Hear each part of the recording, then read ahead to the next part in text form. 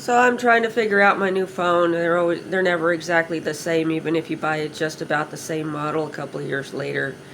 Um, anyway, it's been a long day. I had to go down to the library to get things set up because you can't just, pop your SIM card in and sign into Google anymore. You got to have your old phone still active, and I needed, another connection to use. Um, it was pretty uneventful, but um,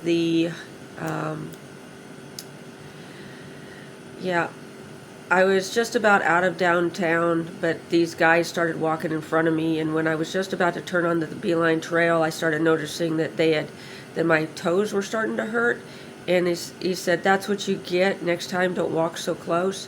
But they had just like cut me off, and so they've always got an excuse. When you think about how people, when I talk about cooties, when people overcome their childhood duality of right and wrong, that they think that there is no such thing as, all of there's a lot of different topics that people got to process. You really, really have to deal with your brain restructuring when you start to work in a non-dual framework.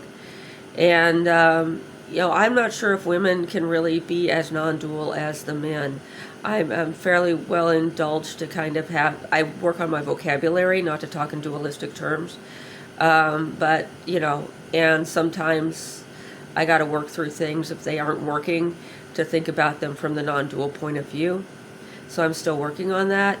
But a lot of people have just, when they abandon their childhood morality, they don't have any kind of structure, anything to fall back on. Nothing supports them in their behavior. So they think that they can treat people on the street like they're in their veterinary medicine lab, which is, what they call animal testing here. So I got the phone set up. I got everything set up. I'm still downloading apps because my phone couldn't connect to this phone to do that. And so here we are, exhausted, and I skipped Bhagana Puja tonight, but I still got to do Guru Yoga.